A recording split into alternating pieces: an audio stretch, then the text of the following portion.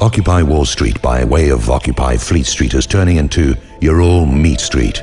As expected, the forces of the last Gasp have dispatched their faceless assault bots with their black motorcycle helmets into the parks, plazas and sidewalks of this debauched culture and looted landscape into the dying cities of materialism on their homeward bound course, which is the eventual destiny of this particular format, marching onto its own particular entropy with its final destination. Imperialism has its denouement, as do all of the other temporary forms grafted onto the original tribal state. Every one of these systems has their perversion specialists and money manipulation experts, and we know who they are in present day, in tandem with it being same as it ever was. Same as it ever was. Same as it ever was. The police and the military work for the money men. The perversion specialists warp the cultures through facetious and gratuitous laws that transform perception by legal decree. It's the law. It must be right. The police and military are those whose conscience has adapted into the performance of any and every outrage in exchange for a paycheck.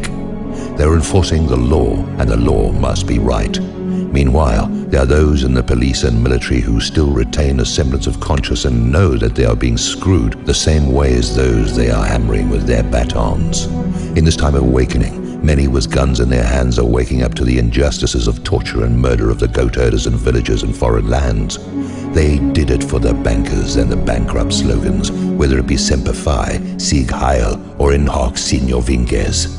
There are no parasites as insidious, vile, venal, and cold as the bankers. They are the original Satanists. Stop the bankers, and you stop the clocks. You stop the wars. You stop the poverty. You stop the inequality. You stop every evil financed by them, and they are considerable. It's a simple thing. The same way that the war against the Muslims is about Muslim bankers not charging interest because usury is the king of pain in the lands of the oppressed that extend from sea to poison sea. Also courtesy of the bankers who never met an environmental disaster that they didn't like. First they destroy it, and then they muster another industry that pretends to clean it up. They manufacture diseases in order to make the practice of medicine a high-profit industry. They manufacture laws that make the private prison industry a high-profit scam. They destroy the educational system to graduate ignorance and stupidity for the purpose of assimilating propaganda and social control. They take every potentially good thing and rework it for maximum profit. They outlaw every positive methodology to destroy the possibility of competition with the varieties of bad shit that interface with all kinds of other bad shit that has put us all in the shit where we are now. It's a simple thing, people. Let's look at the pharmaceutical industry by example. The pharmaceutical industry kills and makes infirm more people than the illegal drug industry has ever done since back in the day when they were providing all the drugs they are now illegal. I'm pretty convinced that the Harrison Act came about because certain forces in bed with the international bankers saw how much profit they could be gained from opium since it was prohibited. To comprehend why that is, you only have to go back to study the Boxer Rebellion and the Opium Wars and the results, and you can fast forward to the Afghanistan War if you like as well. Of interest is the fact that part of the Boxer Rebellion was about the influx of the satanic Christian missionaries into Chinese culture. There are two Christianities, always keep that in mind, and one of them has nothing to do with Jesus Christ. Okay, Western medicine is allopathic. That means it treats the symptoms and not the cause. Who is the biggest purveyor of symptom suppressants and sundry? Why, that would be the pharmaceutical industry. Who profits from shutting down all natural healing techniques and substances? Why, that would be the pharmaceutical industry. I want to show you how wide the net of vicious enterprise extends. I suppose I am speculating a bit here now, but given all we know, it sounds as plausible as anything. What industry is most responsible for poor health in the part of the Western populations? That would be the food industry, in tandem with the chemical industry. Isn't the pharmaceutical part of the chemical industry? The food industry employs researchers and scientists to mess around with the dynamics of Lady Nature. They employ financial experts to figure out how to lower costs and to maximize profits, which means using palm oil and soy oil instead of the more expensive but healthier components. Now, consider the sweetener substitutes that I don't really have to get into.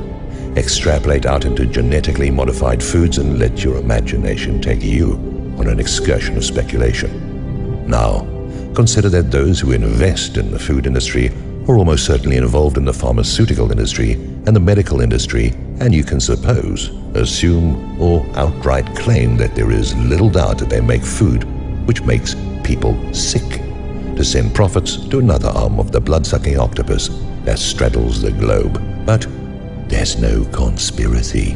Nah, there's no conspiracy among the money men around the world to maintain this abusive system and to look for new ways to make it worse, if only there is some greater profit to be gained.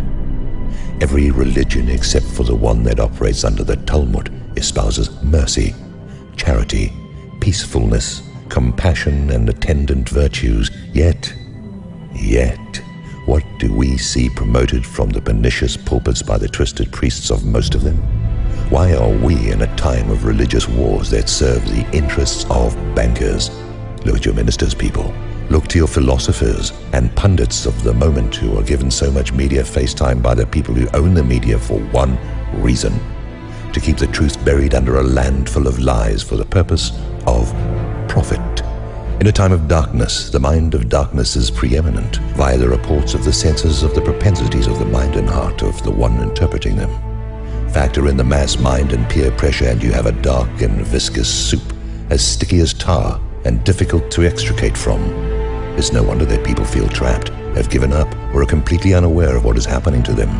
If it were not for the benevolence of the cosmos and the appearance of Mr. Apocalypse and his walking stick, we'd be toast.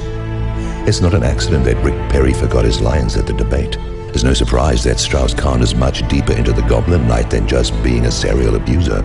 It's no surprise that so many things are coming to light and that the efforts of the damned are being frustrated at every turn. Some would say, no, they had all of this planned a long time ago. This can't be stopped. I beg to differ, and I submit that no one has ever pulled it off in recorded history, and not before that either. It always gets to a place like this first, the place of the summing up. The Sandusky affair, which will prove to connect all over the place to all sorts of people, has been exposed by a tap from Mr. Apocalypse's walking stick. Mr. Apocalypse is dancing across the world stage like Gene Kelly. He's singing in the rain. He's wearing mirror shades. He's humming an old Robert Johnson tune. He's on his way to the crossroads to collect on some debts. It's a wonderful irony that those who have spent their lifetime putting people into debt and operating off the principle of debt are now going to find themselves very, very deeply in debt and unable to resolve it, except in a most timeless and ancient fashion. It's all under control, and beautifully so. There's nothing unpredictable except for those of us, most of us, who can't predict what is coming because why spoil the surprise? In the meantime, that uncertainty is meant to provoke and inspire us to be better than we might have been in the process. Keep holding the truth to be self-evident, and it will certainly become so. Sooner or later, once it burns away the rubbish and rags that conceal it. It's all about the right kind of desire and aspiration. This is what turns away the veils. Some say that passionlessness is the key, but that's just another way up the mountain. You're either climbing it or you're at the base camp arguing with the experts.